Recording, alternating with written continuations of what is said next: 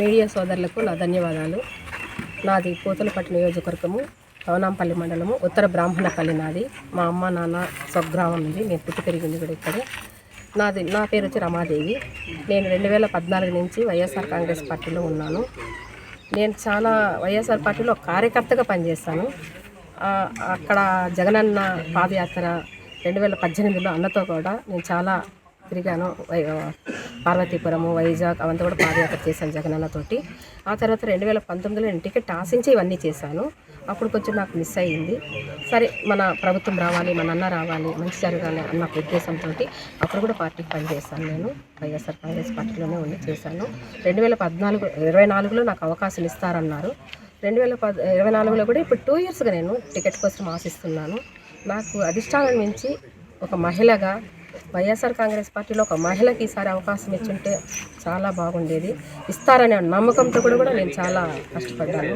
కానీ నాకు అధిష్టానం నుంచి ఎలాంటి ఇది లేదు, ఎలాంటి రెస్పాండ్ కూడా కాలేదు నాకు. కనీసం నువ్వు పార్టీకి పనిచేయమ్మా, నీకోసం మేము ఏదో చేస్తామా అనే ఒక భరోసా కూడా నాకు ఇవ్వలేదు. ఆ పెయిన్, అది కాకుండా ఈ పూతలపట్టులో మహిళలకు లేదు అనే ఒక నినాదం వినపడింది. నాకే చెప్పారు చాలామంది, మహిళలకు లేదనేసారమ్మా, మహిళలకు లేదన్నారని. మహిళలకు ఎందుకు లేదు, మహిళలు ఎందుకు రాకూడదు, మహిళలు ఎందుకు చేయకూడదు, పోటీ చేయకూడదు, మహిళా శక్తి అంటే ఏంటనేది జగనన్న ఈరోజు మహిళలకు పెద్దపీట వేస్తున్నారు. మహిళా పక్షపాతాన్ని పేరు తెచ్చుకుంటున్నారు. అలాంటి ఆయన ప్రభుత్వంలో నేను కూడా నా నియోజకవర్గానికి మేలు చేయాలా, మంచి చేసుకోవాలా. నేను హ్యూమన్ రైట్స్లో 15 ఏళ్ళుగా ఉన్నాను. 5 మండలాలను నాకు బాగా తెలుసు. చాలా కేసులు టేకప్ చేశాను. చాలా అందరికీ కూడా నేను భార్యాభర్తల విషయంలో కూడా నేను వాళ్ళకి కౌన్సిలింగ్ ఇవ్వడం జరిగింది. చాలా చేశాను. ఎక్కడ కానీ ప్రెస్ మీట్లు పెట్టను. నాకు ప్రెస్ మీట్లు పెట్టడం కూడా ఇష్టం ఉండదు. కాకపోతే ఇవన్నీ కూడా నేను ఎవరికి కూడా తెలియపరచలేదు. ఇది ఫస్ట్ టైం నా ప్రెస్ మీటు.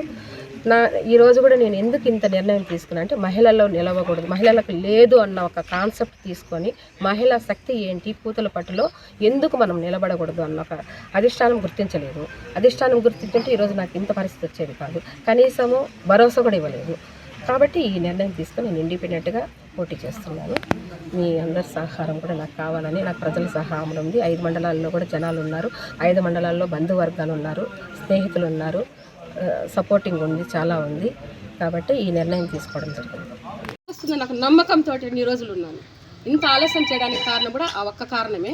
ఇంకా నాకు వస్తుందనే నమ్మకం కూడా నాకు లేదు. ఇంకా అది నేను కరెక్ట్గా చెప్పగలుగుతాను. అంటే మహిళలకే ఇవ్వకూడదన్న వాళ్ళు నాకు మళ్ళీ ఏమి ఇస్తారు, నెక్స్ట్ యాడ్ ఇస్తారు. ఇలాగే ఉంటుంది రాజకీయము. 2014లో ఏం జరిగిందో మీకు తెలుసు, 2019లో ఏం జరిగిందో తెలుసు. ఈరోజు స్థానికులు నలుగురు నిలబడ్డాము. యాదమూరి మండలం సురేష్ గారు నిలబడ్డారు. ఇదే పూతలపట్టు నియోజకవర్గంలో నా తవనంపల్లి మండలంలో 3 నిలబడ్డాము. లోకల్ వాళ్ళకి ఎందుకు ఎంకరేజ్ చేయడం లేదు? నేను అడగడం ఒకటే. బయట నుంచి తెప్పించే వాళ్ళని ఇస్తున్నారే కానీ లోకల్ వాళ్ళు ఏ తప్పు చేశాము? లోకల్ వాళ్ళకి ఇచ్చింటే ఈరోజు పూతలపట్టు నియోజకవర్గం వేరే విధంగా ఉండేది. ఈరోజు ఆ అవకాశం మాకు ఎందుకు ఇవ్వడం లేదు? నేను ఒక లేడీగా నిలబడ్డాను, 3 నిలబడ్డారు, మధుగారు నిలబడ్డారు, పూర్ణ గారు ప్రయత్నించారు. ఎందుకు మాకు అంత ఈరోజు మాకు ఒకరికి ఇచ్చున్నా మేము అన్నదమ్ములు అక్కజెల్లెల్లా కలిసిమెలిసి చేస్తుంటాం. ఈరోజు అవకాశం మాకు ఇవ్వలేదు. ఎన్ని రోజులు వెయిట్ చేశాం మేమంతా? 2 ఏళ్ళు తిరిగాను నేను మినిస్టర్ చుట్టూ, 2 ఏళ్ళు తిరిగాను. అన్న చిన్న ఆజ్ఞాపిస్తే కూడా ఆయన కాళ్ళ కింద పనిచేయాలనే ఒక ఉద్దేశంతో ఏ భరోసా లేదు నాకు.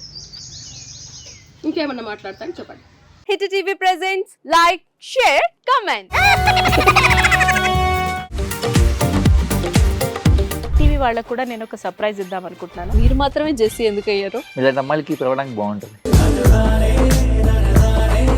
చందు సాయికి like you and have a, జనాలకి ఒక పేరు నచ్చిందంటే దీనికి ఒక ప్రాసెస్ ఉంటుంది.